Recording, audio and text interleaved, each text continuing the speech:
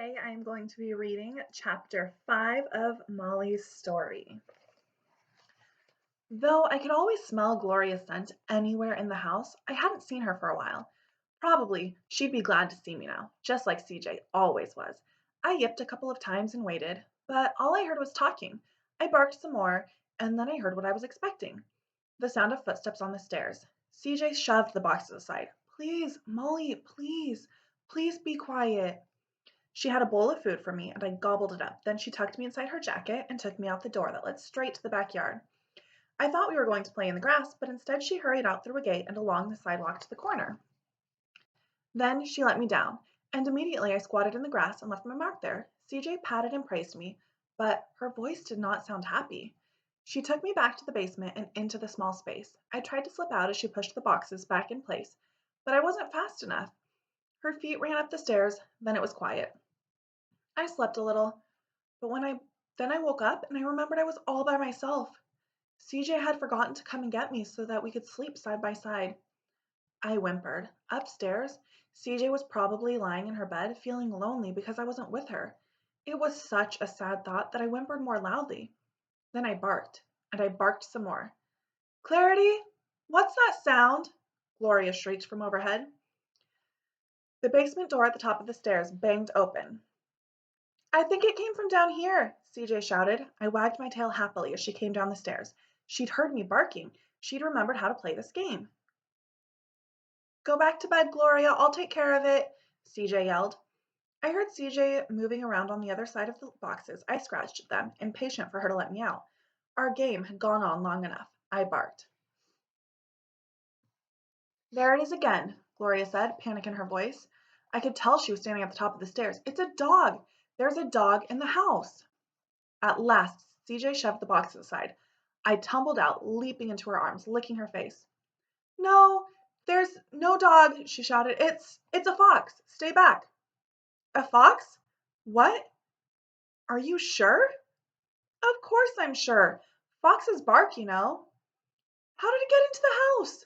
Gloria demanded from the top of the stairs. What's a fox doing here? Um, I bet the basement door blew open in the wind, CJ said quickly. I bet it came in because it smelled your stupid coat. CJ smiled at me very quickly and knelt down to put me on the floor. She stroked me and I pressed close to her knees, wiggling a little with happiness to be next to my girl at last.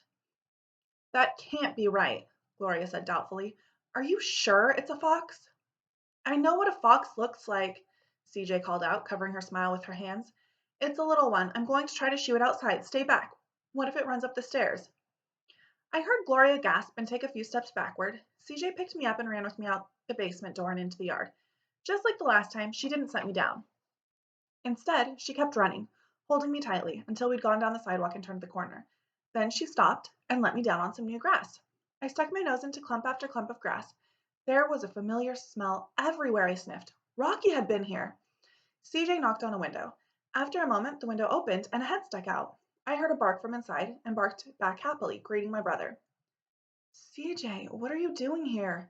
Trent asked sleepily. Take Molly, CJ said, scooping me up. In a moment, I'd passed from her hands to his. Huh? What? Why are you giving me Molly? Trent asked. Just keep her for tonight, CJ gasped. I'll explain later. I really need this, Trent. Well, okay. Trent pulled me in through the window and hugged me close to his chest. But what's... Thanks, CJ gasped, and she took off running while Trent gaped and I squirmed and wiggled, trying to get free of his hands and outside to run with my girl. But Trent plopped me on the floor and shut the window, and then Rocky barreled into me, so excited to see me that he knocked me off my feet. By the time I shook him off and got my paws up on the windowsill, CJ was gone. I whimpered. Trent sat down beside me and patted me. Rocky chewed on one of my back legs a little, so I had to get down and chase him around. Trent's bedroom. After wrestling with my brother, I was so tired that I fell asleep in a lump on the carpet, even though Rocky was nibbling on my face. When I woke up, CJ still wasn't there. Rocky was sleeping next to me, though, so it was easy to pounce on him and start the day off with some wrestling. He was a little bigger than I was, but he usually let me pin him down when I wanted to. You too, Trent groaned from the bed. It's not even 5 o'clock yet. Rocky stopped playing and ran over to the bed. Trent's hand was sticking out from under the covers, so Rocky nosed his way under it for some petting. It made me miss CJ. Where was my girl? When was she coming to get me? I barked by the window a little so that she would hear me and know I was waiting for her. Aw, Molly, Trent said. He threw off the covers and came to sit by me, rubbing behind my ears. I leaned my head into his hand. He wasn't my girl, but he did know how to scratch just right. You miss her, huh? I know how you feel. After Trent had fed me and taken Rocky and me out to the backyard, the gate clanged open, and there she was, my girl. I threw myself out at her, and she scooped me up. Rocky jumped up and down by her feet as well, and I even growled at him a little bit for acting as if he were as important to CJ as I was. CJ had a backpack on her back. She kissed me on top of my head, and she and Trent stood together talking. Rocky ran in circles. What did you tell her? Trent asked. That I had to leave early for school special project. Are you going to school? Not today. CJ, you can't keep skipping school. Molly needs me. Yeah, but thanks for taking care of her, CJ said, and she carried me out of the yard. CJ and I played in the park for a while, and then she took me home. I was a little worried that I'd be back in the space under the stairs. I was getting really tired of that game. But CJ just stretched out on the living room couch with me and held me while I took a nap. When I woke up, however, CJ started that same old game up again. She carried me down the stairs and tucked me into the small space. I tried to get her out and almost made it, but she slid the box back into place too quickly. I sat down, frustrated. Why did my girl keep doing this? I was puzzled by something else as well. CJ didn't go up the basement stairs. She didn't go out the door into the backyard either. She stayed on the other side of the boxes. I barked to tell her to let me out. No, CJ said harshly. I jumped. My girl had never talked that way to me. I was so surprised that I just sat still, not sure what to do. After a few minutes, CJ slid the box aside. Good girl, Molly, she said, and handed me a crunchy treat. While I was happily eating it, she slid the box back into place. I barked. No, CJ said. And the game went on like that for a long, long time. I didn't like being alone in the space under the stairs, and I could think of other games that were much more fun to play. What about tug on a towel, or chew on my new toy, or even just lick the girl under the chin? But I came to understand that if I stayed quietly under the stairs, I'd get a treat. If I barked, I'd get a no from CJ. I wasn't sure what to make of it all, or why the rules of the game had changed, but I played it anyway. It wasn't as if there were anything else to do. After we'd played Be Quiet for far too long and had a few trips to the backyard for more fun, and had a nap or two, I heard a door upstairs open. Okay, here she comes, CJ muttered. Let's do this, Molly. She put me back under the stairs and slid the box into place. I sat quietly. CJ went up the stairs. I kept sitting. There were footsteps on the ceiling above, and voices talking, and smells of food. I kept sitting. Then I chewed on my toy. Then I waited some more. It seemed to take forever. But at last CJ came down with praise and my treat and let me out through the basement door for a long walk up and down several streets. I smelled a rabbit. When we got back home, CJ put me back under the stairs for more Be Quiet.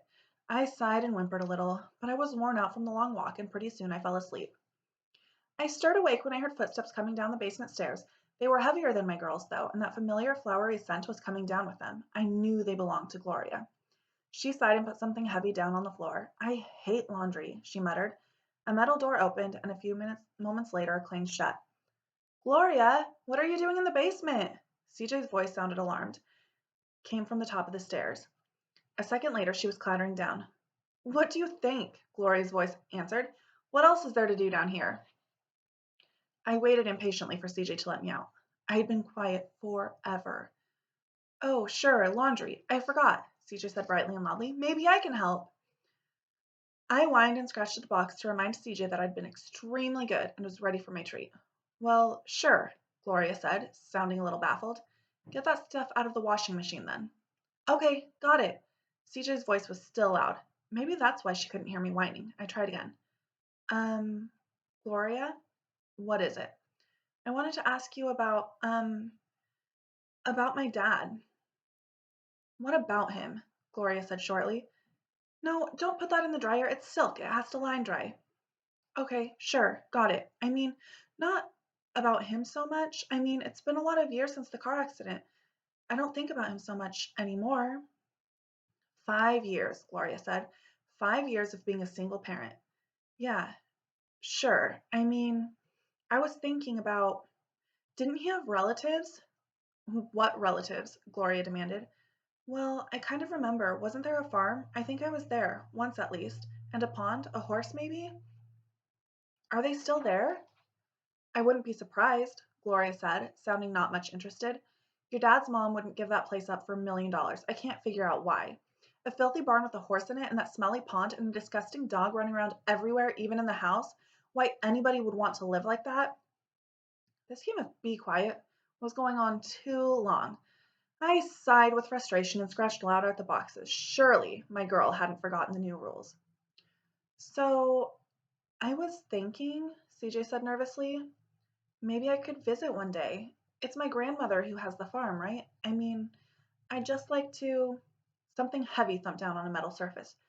Certainly not, Gloria said. I can't believe you'd ask that, Clarity. But I just want to know. They treated me horribly. Horribly, you know this. Well, I know you didn't get along with them all the time, but they tried to tell me I didn't know how to take care of my own daughter. Gloria sounded indignant. How can you even think of this, Clarity? It's like you have no loyalty at all. I didn't mean it like that. I just wondered, that's all. Well, you can stop wondering and bring those dry clothes up. Gloria marched up the stairs. A few seconds later, the box that shut me in slid aside and CJ was there, digging a treat out of her pocket for me. That was a close one, Molly, she whispered. Oh, girl, you're a good dog. Good Molly. She fed me an extra treat and scooped me up to her face. I licked salty tears from her cheeks.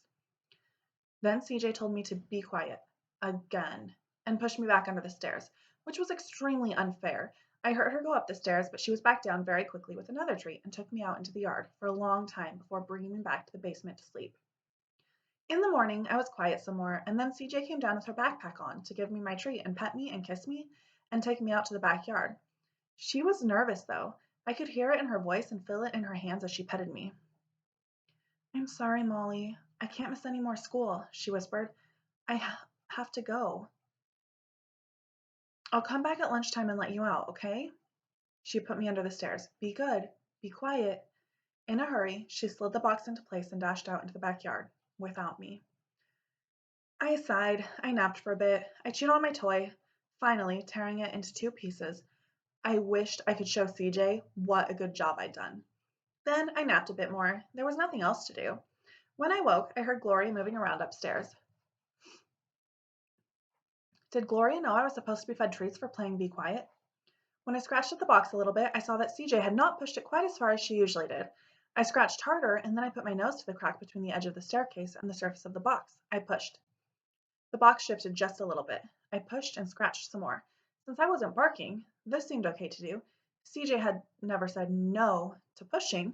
The crack got bigger and bigger. One last shove, and I could get my head through. Then my body followed, and I was out in the basement. The basement wasn't much fun without CJ. The upstairs always smelled more interesting. That's where the food was and where the people spent most of their time, so the carpet and furniture all smelled like them. I headed up the stairs. It was hard work. I had to get my front paws on each step, and then he even scrambled to make my back paws climb up and meet them. But I kept going. I could see that the door at the top of the stairs had been left open. Now there was only one step left. I got my front paws up, dug my claws into the floor, hurled my back legs up as well, and I was in the kitchen, at last. The doorbell rang. I looked up a spot of something sticky and sweet on the floor, listening to Gloria walk through the living room and open the door. Yes, she said. I finished cleaning the floor. I shook myself, trotted toward Gloria's voice. Maybe she'd just forgotten about the treat. I'd be glad to remind her. She was standing in the doorway. I headed across the living room to greet her. Air flowing through the open door was full of the fresh scent of grasses and trees and damp earth and all of the small nighttime animals who'd wandered across the yard while it was dark. Someone else was standing at the door, right in front of Gloria. Miss Mahoney, she said. I'm Officer Llewellyn. I'm a truant officer. I trotted over to say hello to Gloria and to this new person. The woman on the porch glanced over Gloria's shoulder at me and then returned to the conversation. Truant officer? What are you talking about? Gloria asked. I need to talk to you, the stranger said. Your daughter has been absent from school too many times this semester. Gloria just stood there, doing nothing, even though I was right by her side, waiting for my treat. I put a paw on her leg. She looked down at me and screamed. There is Molly at the door with the ladies. And that is the end of chapter 5. I hope you enjoyed it.